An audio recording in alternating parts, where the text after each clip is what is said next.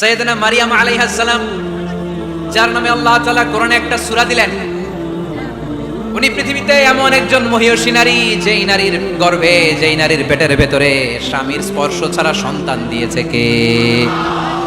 সাইয়েদনা ঈসা আলাইহিস সালাম পেটে আসলেন, মারিয়াম আলাইহিস সালাম লজ্জা পেলেন। হায় হায়, কেমন করে এলাকাবাসীদের কাছে আমি আমার মুখ দেখাবো? বিয়ে করি নাই, স্বামী নাই, বিয়ে হয় নাই, স্বামী নাই, কিন্তু পেটে সন্তান চলে এসেছে। হায় হায়, এলাকায় কেমনে মুখ দেখাবো? লজ্জায় পড়ে মারিয়াম আলাইহিস সালাম এলাকা থেকে চলে গেলেন। কি অবাক করে কাণ্ড! বাচ্চা ভূমিষ্ঠ হওয়ার জন্য, বড় হওয়ার জন্য 6 মাস 7 মাস লাগে নাই, পেটে বাচ্চা আসার সাথে সাথে বাচ্চাটারে বড় করে দিয়েছে কে? সাইয়েদাতুনা মারিয়াম আলাইহিস সালাম এবার বসে বললেন, বুঝতে আরম্ভ করলেন প্রেগন্যান্সির পেইন উঠেছে।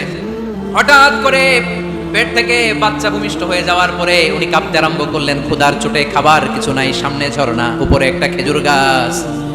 সাইয়েদনা ঈসা আলাইহিস সালামকে কোলে নিয়ে মারিয়াম আলাইহিস সালাম মনে মনে ভাবে, হায় রে, কেউ যদি একটু খেজুর পেড়ে দিত, এই ক্ষুধার মুহূর্তে আমি খেজুর খেয়ে পেটের ক্ষুধা নিবারণ করতাম।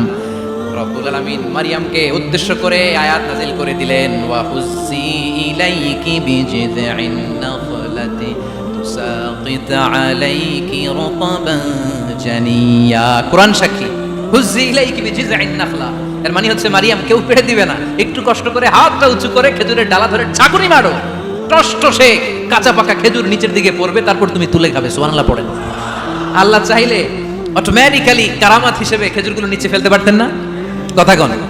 খেজুরগুলো অটোমেটিক্যালি নিচের দিকে পড়ছে? পড়ে নাই। আল্লাহ শিক্ষা দিয়েছে, যেই পরিস্থিতিতে থাকো না কেন, তোমাকে শ্রম ব্যয় করে কষ্ট করে তোমার উপার্জন করতে হবে, রিজিকের বন্দোবস্ত করতে হবে। চিল্লায় বলেন ঠিক কিনা? ইসলাম আমাদেরকে এটাই শিখিয়েছে, কাজে লজ্জা নাই। আবার বিশ্বনবী বললেন, ইন খামাতিস সাআ ওয়া ফি ইয়াদি আহাদিকুম ফাসিলাতুন, তোমাদের কারো হাতে যদি একটা চারা বীজ থাকে, সে যদি দেখে কিয়ামত হতে শুরু করেছে, ফাইন ইসতাতাআ আইয়াগরিসাহা ক্বাবলা আন তাকুমাস সাআ ফালইয়াগরিসহা, কারো হাতে একটা চারা বীজ নিয়ত করেছে, চারা বীজটা রোপণ করবে, ইন দা মিন টাইম দেখলো কিয়ামত হতে শুরু করেছে, বিশ্বনবী বললেন, যদি তোমার সুযোগ থাকে কিয়ামত হওয়ার আগে চারা বীজটা রোপণ করে দাও। কথা বুঝতে পেরেছেন? আপনার হাতে একটা চারা বীজ, আপনি প্ল্যান করেছেন এই চারা বীজটা রোপণ করবেন, ইন দা মিন টাইম দেখলেন কি হওয়া শুরু হয়েছে? ইদা জুলজিলাতিল আরদু জিলজালাহা, দ্য বিগেস্ট আর্থকোয়েক, ভূমিকম্প শুরু হয়েছে, কিয়ামত হয়ে যাবে।